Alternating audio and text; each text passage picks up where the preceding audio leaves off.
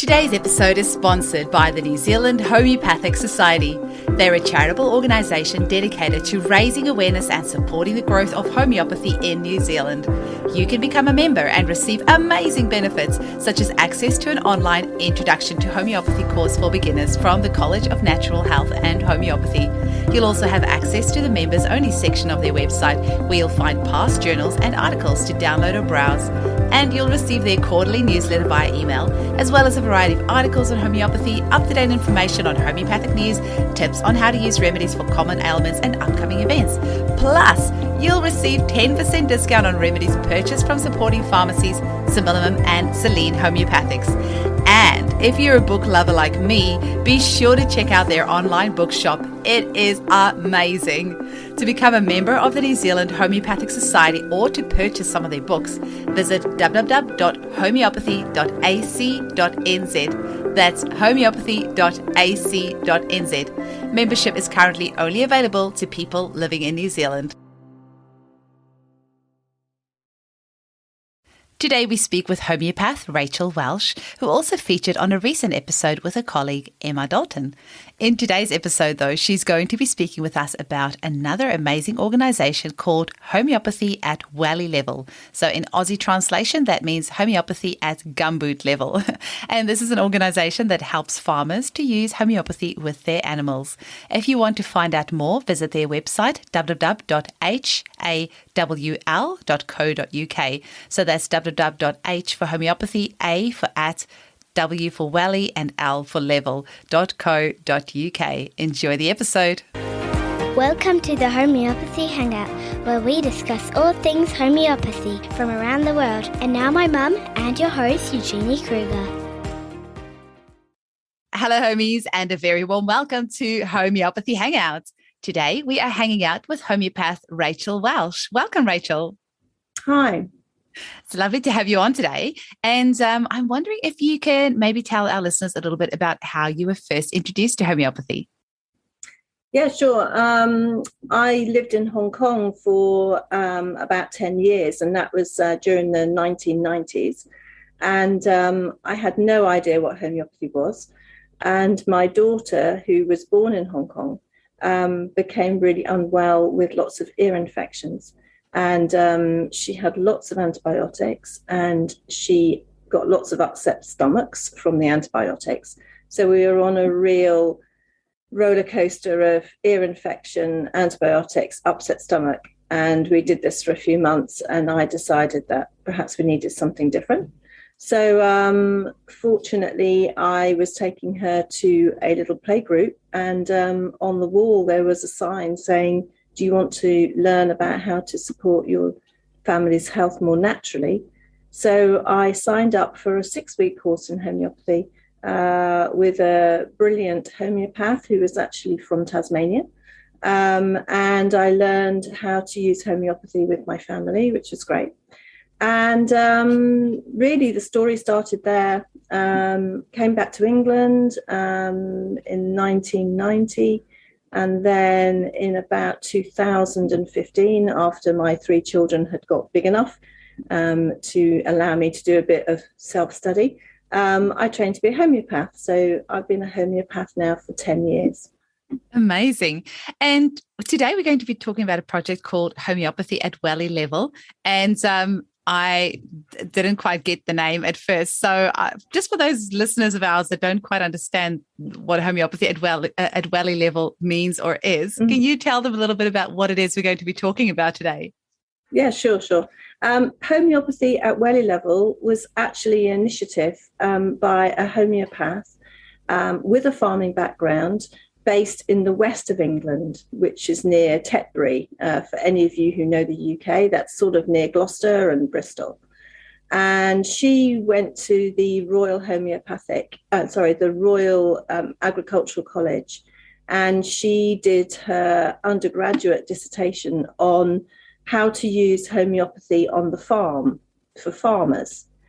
And what she found when she did her research is that farmers were sometimes using homeopathy, but they didn't really understand the principles behind their use and weren't using homeopathy particularly effectively. So she decided it would be a good idea to come up with a short course which was accessible for farmers, people who had never studied any homeopathic study before, in order to have a good working knowledge of the theories of homeopathy, and also to have a small kit of remedies that they could use straight away with their animals, and they could actually see some good results. And so she was inspired by Billy Connolly. I don't know if you know him. He's a Scottish comedian. Basically, he had something going on where he was talking about wellies and welly level, meaning grassroots. Okay. So she decided that she would use wellies, because we say wellies in the UK, but I think you say gumboots. Is that right? Gumboots, yes. Yeah. So the equivalent is homeopathy at gumboot level. At gumboot level, at grassroots level. I love it. That is such a good name. Yeah. And actually, interestingly, the name Hall, so it's HAWL, that's the sort of acronym that's come up. In Welsh, Hall means, you have legal right to do something. So it's got a double whammy in Wales, which is, by studying this course, you have a legal right to do it. I mean, only a joke. But that's what she says is actually interesting, because, in the UK, it's very strict. We're not allowed to treat other people's animals I've heard about as that. Homeopaths. Yeah. It's crazy. But if you own the animal, you can treat your animal with whatever you want. So the idea of homeopathy at Wellie level is that we teach farmers how to use homeopathy more effectively so they can treat their own animals. And then they work alongside homeopathic vets and homeopaths that are also part of the organisation. And then we mentor them. So they are actually making all the decisions, but we actually work alongside them.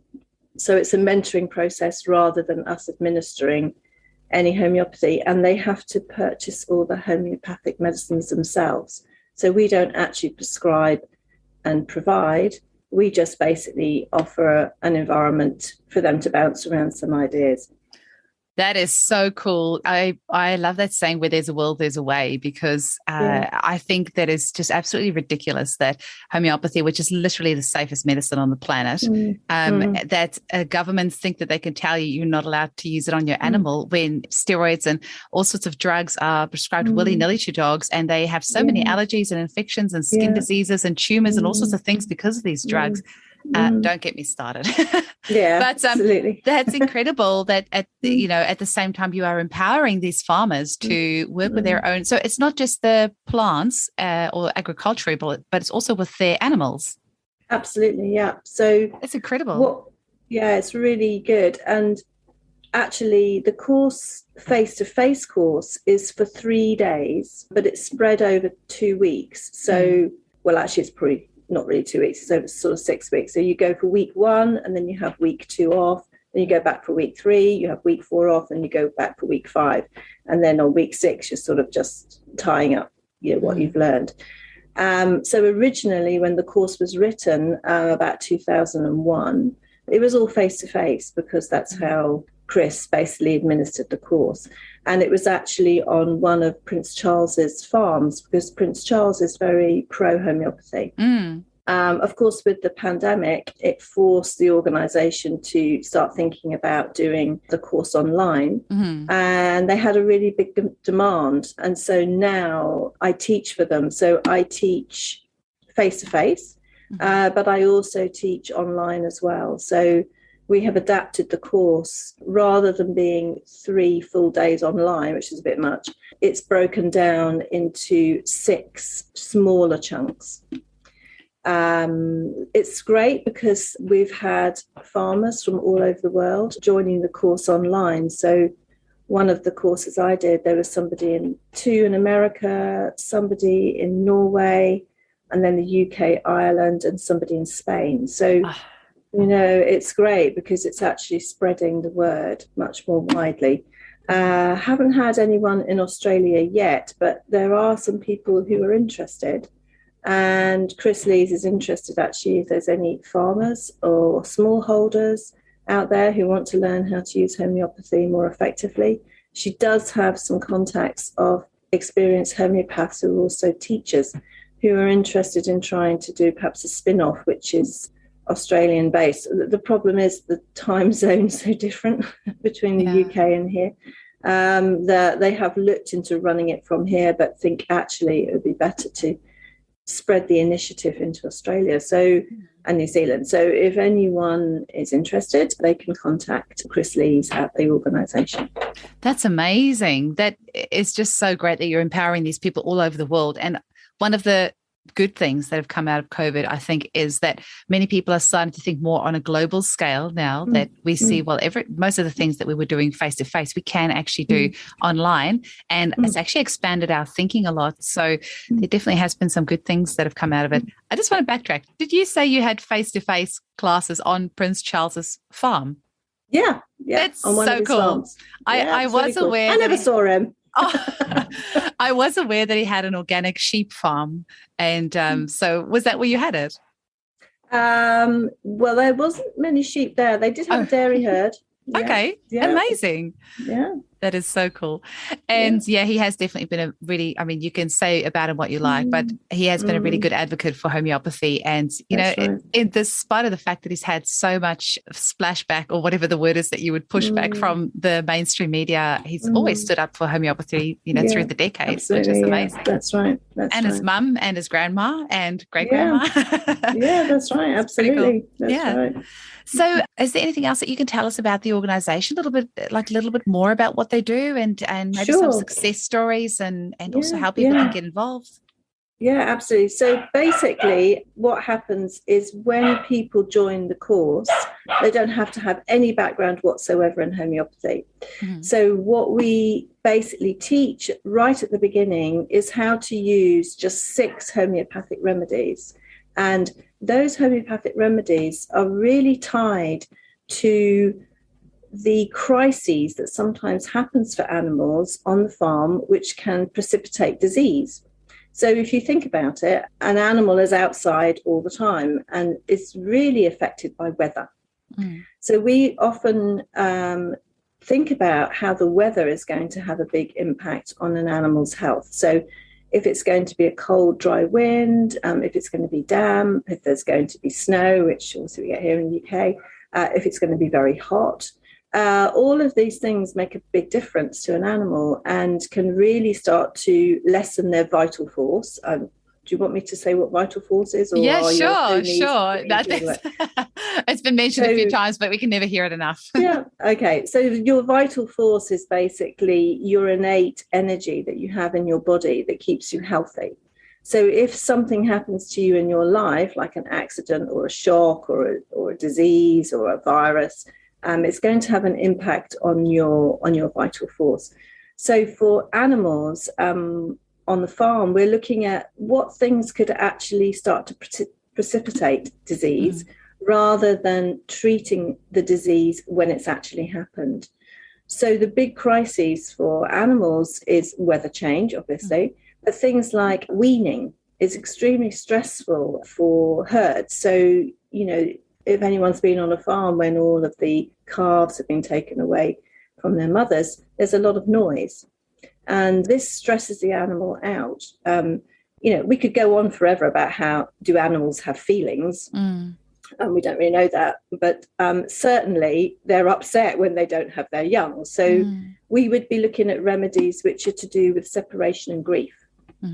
So there are remedies. Ignatia, for example, is a really good remedy that we often use with humans when they are grieving. And we teach our farmers how to use Ignatia when they are about to separate the young from the mothers. And it really reduces the amount of stress. And when you reduce the amount of stress in the herd, you're much less likely to get disease. So that's one thing that could cause a lot of stress. The other thing is if there is an accident. So, maybe an animal falls or a dog gets in with a herd of sheep or flock of sheep, you would treat the animals soon after that shocking event with another remedy. So say aconite. Aconite is a remedy that's really good for shock and trauma. We also look at routine things like birth. So we teach a couple of really simple birth remedies. One is coliphylum, or caulifulum, I don't know, different people say it different ways, Yeah. which is a really good remedy for helping with the birthing process. So we teach the farmers how to use that remedy. And we also teach simple ones like arnica for injuries and hypericum, which is very good for injuries as well. So it's 6 really simple remedies that we start with. And we ask the farmers to do a year plan and think about times of the year when their animals tend to get unwell.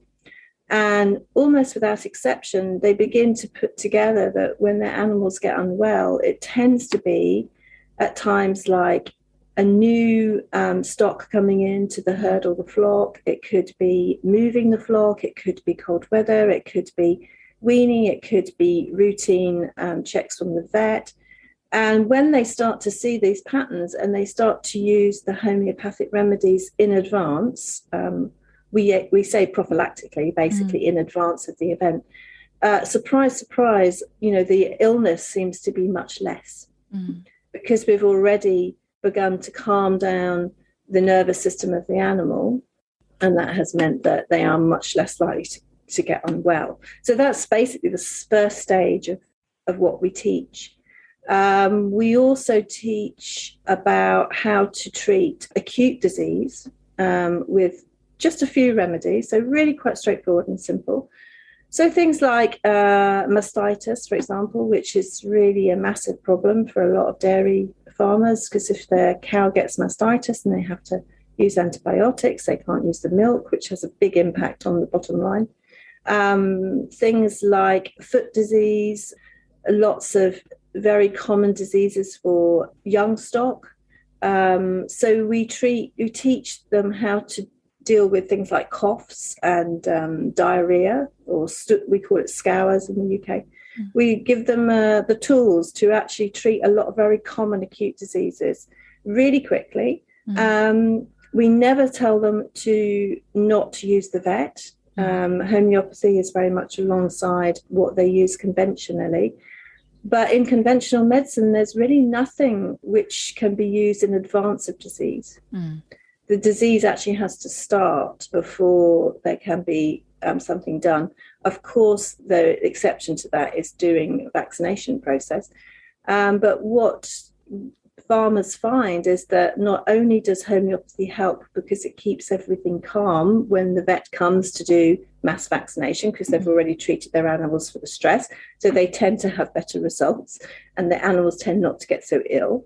But also, as the herd and the flock and the farm become healthier, they're finding that they're using less and less conventional medicine because they're boosting the health of the whole farm. The other thing we do is we do teach the students on the course a lot about the principles of homeopathy. And one of the biggest principles of homeopathy is maintaining cause. So, maintaining cause is, I can give somebody a remedy all the time for headaches, but if they're drinking a bottle of whiskey every night, they need to probably stop drinking less whiskey. So there's the same thing with our farmers. So we actually get them to step back and say, what are your maintaining causes? Why are your animals becoming unwell?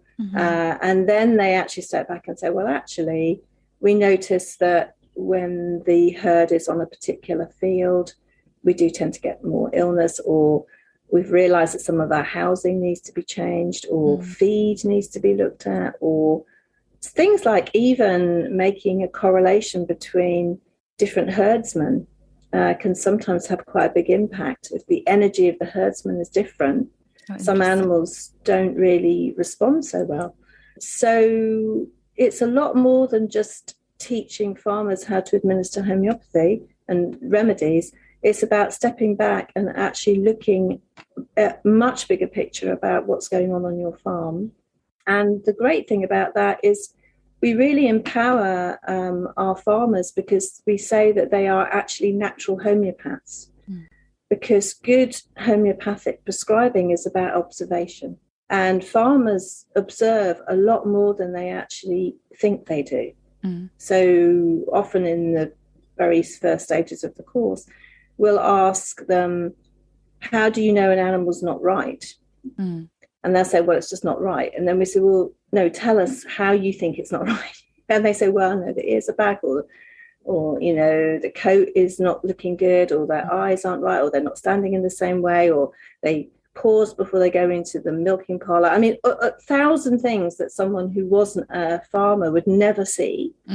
And often farmers come out of the course saying, I've actually feel much more confident about my own knowledge and my own farming ability now after doing this course than I have for many, many years. And also in the UK, I don't know if it's the same in Australia, it's quite expensive to get a vet out. And very often farmers have to really make a choice of losing an animal because it's just too expensive to get the vet.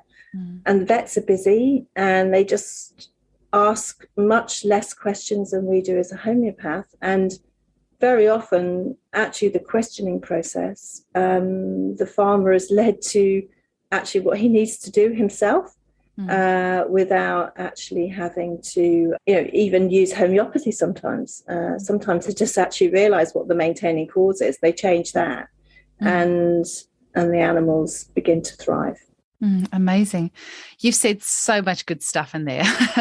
I just quickly wanted to touch on something when you said Ignatia. I always just clarify, not to be confused with echinacea. So Ignatia is made from the Saint Ignatius bean, such a great remedy for grief and loss. And you know how you were saying you use it when the babies are taken away from their mums. I use it for the same reason with my humans, is when you are weaning your baby, whether it's done very, very quickly through, maybe you have to go to hospital, or there's something that happened that has meant that you quickly had to stop feeding, or whether it's a conscious decision. Ignatia is really wonderful for the mum and the baby, because it is actually quite traumatic once you break that bond. It's something that's very special. And Ignatia just helps mum and baby to just sail through that. And I love that you're empowering these farmers, because there are so many different reasons why you might want to use homeopathy. I mean, it's got no contraindications, so you know that your animal's not then going to have side effects from the medicines. It's non-habit forming. It's and here in Australia, where it's such vast open spaces, if you're a farmer that uses homeopathy, it really empowers you so much, because it might not be practical for a vet to even come out to where you are. I mean, we're rural where we live, not that rural, but we had horses for a little while, and one of them had colic. It was going to be $800 to have the vet out. And we ended up using some colosynthus, and we walked, it was just like a pony, walked him, and we gave him something else as well. It was a herbal thing that just made his bowels go. I wish I could remember what it was now.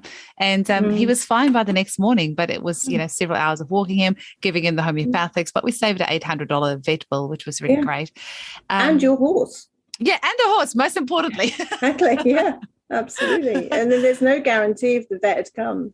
Yeah, absolutely. What they do works. I mean, obviously most of the time it works, but not always. And sometimes early intervention with a homeopathic remedy is really superior to late intervention because of time, distance, travel, pharmaceutically. So, that's what we always say to our farmers is, don't not call the vet, always call the vet, but do something while you're waiting, because while you're waiting, you may actually start to solve the problem and you've got a double plus then. Absolutely. I just remembered it was slippery elm powder. Slippery elm. Okay. To the horse. Yeah. That worked really well. That's amazing. And like you said, call the vet anyway, or seek that advice. But there's something that you can do, and there's so much power in actually being able to feel like you're doing something and not just standing around. So that's really wonderful.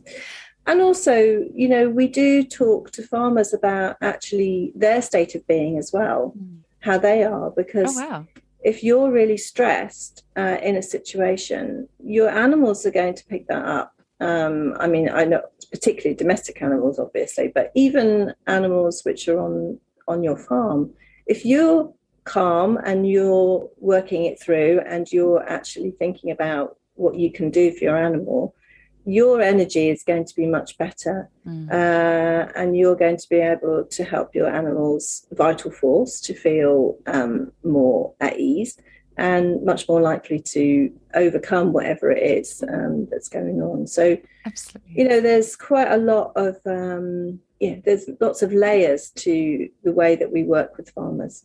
And did you say that you teach them agro-homeopathy as well? So how they can use homeopathy with their plants, or is it mainly We just don't do animals? that. Okay. There are other organisations that do that. We really focus very much on animal health. Okay, excellent. Yeah. So do you mention it to them at all about agro-homeopathy? Yeah. Well, actually, a lot of the students who come on the course are very knowledgeable. So we have a real mix. So you may have some people who come on the course who used homeopathy for a long time, have been using it with plants and crops, and then we may have some others who have never even opened a book and have no idea what homeopathy is, particularly if perhaps the farmer who has herdsmen or people who work in the dairy, they may well send their staff to learn how to use homeopathy, and sometimes they have got no idea about what homeopathy is about. So, it's quite interesting for the teachers to have to be able to teach at all levels, but it works really well because the course materials are well developed, so that there's enough room there to challenge somebody who perhaps has got more knowledge about homeopathy, but also the materials are there to give people without any background knowledge really good backup. Amazing. And where do your farmers tend to come from? Like, how do you advertise yourself, or how do you get the word out there? Quite often it's word of mouth. Advertising is expensive and takes a huge amount of the budget. The farmers' magazines, also organisations who already know about us and who already have farmers who, use their services will refer us on. I've done some work with a local guy who has animal feed business, and he became converted to homeopathy. And now he talks to his clients about using homeopathy, and I've done a talk for him with his farmers about how homeopathy could be really helpful for them. So it tends to be, again, quite organic and at Wellie level. Very often it is farmers talking to farmers, and farmers, get themselves into groups and sometimes ask the team to come to where they are, perhaps in, say, Ireland or Wales. Or I actually ran a course over here on the east side of the country for a group of farmers a few years ago now. So it tends to be through more organic methods rather than massive advertising campaigns. But that's mainly because the organisation is quite small and is not for profit. And also it's about quality, really, rather than quantity. And we support farmers after they have done the course. So once they've done the course, we run either one-day workshops, or I've written and run for the organisation a few lunchtime seminars where we tackle things like coughs or infections, or we're going to do one in the autumn about the birthing process. So, there's all different support networks available for people after they've actually finished the course. And of course, being online makes that a lot easier. That's amazing. I wonder, Rachel, do you have some success stories that you want to share with us? Yeah, I have got one here. Somebody who did the course, he had a cow that had niggling mastitis over 3 weeks, not responding to antibiotics. So after the last session of the course, when we came to use one of your remedies, which is called pulsatilla, pulsatilla is a remedy which is often used a lot with young animals, and also used a lot can be used for mastitis in humans as well. So when they did a timeline, so we teach our farmers how to actually look at what has happened to the animal over time. So rather than just saying, the cow's got mastitis, what do we do? It's like, when did it start? What was the thing that maybe upset the animal? What's the weather like? Have we changed the feed? Have we changed perhaps something on the milking machine? We really teach them how to do that. So when he said, we looked at the timeline, he said, I did what I was told on the timeline. And I thought back and I thought she'd had a creamy, bland discharge. Okay, so, and then worked out that was after a change of feed. And of course, that's very much pulse dinner. If you change feed and it becomes more rich, that can sometimes cause a problem. And basically looked at what was happening actually with the discharge in the milk and how the animal was, the demeanour of the animal as well. And after 3 days, she's back to normal and the milk yield is back up and no antibiotics. Amazing. So, there's lots of stories like that where people have been able to use homeopathy for a routine acute situation, which normally would have meant antibiotics, and they haven't had to use them. We do have a mix of organic farmers and also more, conventional farmers. And of course, it has a big impact on the bottom line if you can use homeopathy, which is very much cheaper, and you've got healthy animals and you haven't got to stop using the milk. That makes a big difference. But also, just for all animals, really, if you're putting in your budget that you often have to spend a certain amount on antibiotics, and by using homeopathy, you're actually reducing that. Farmers really like that because, they're a business. They have Absolutely. to make money. So, but they're a business. But of course, they have an emotional investment in their animals as well. So they want to see their animals healthy and well. And it's such an important point that you touched on earlier, where if you continue, the more you use the homeopathy, the stronger your herd is going to become, because pharmaceutical medication in its nature is very suppressive. So it's not actually allowing the body to heal itself. It's just suppressing symptoms. And I mean, if you're using the longer you use the homeopathy on your animals, the stronger they're going to become, and the stronger offspring they're going to be producing as well. Absolutely, and those offspring will be healthier. So it reduces your workload, it reduces your costs, it reduces the stress. It's just a really no-brainer. And we actually do teach what we call the pyramid of health, actually, when we start teaching farmers. So the bottom line is using homeopathic medicines on a herd level. So, like a farmer would conventionally perhaps use a vaccination for tuberculosis. We can actually put them in the direction of a very good pharmacist here in the UK, in Ainsworth's UK-based homeopathic pharmacy. And he's very experienced in actually working with farmers to use preventative medicine, basically put into the water supply, that can actually help to reduce the reliance on injections and vaccination. So that's the first level. The second level is what we teach, I said at the beginning, which is about learning how to iron out those stressful times. The next level is acute things like the mastitis. Then the next level is more chronic disease, which is, you notice that, offspring of a certain animal tends to have very similar health issues. So you begin to actually treat the animal much more as a whole and much more long term. That's quite advanced, and sometimes that's only for people quite experienced with homeopathy. And then the top level is we actually look at the whole farm. And I've done some work with a farmer here, and we found that he, his wife, and his herd all needed the same remedy. It's not surprising, really. And then when we did that, everyone got better. And amazing. The whole energy of the farm changed. So, there's lots of levels that you can take it. But even if you do the basic level right at the beginning, you're going to see an impact. Amazing. So, Rachel, how can people support this organisation? You said it's a not-for-profit. How can they get involved and where can they reach you? Yeah, basically, they just need to go to the internet and tap in www.hall.co.uk. So that's HAWL.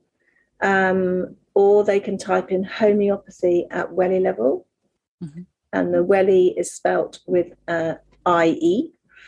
And the homeopathy is the old way of spelling it with the extra E's. So HOMO Homeoeo. That's it. That's right. Homeoeo.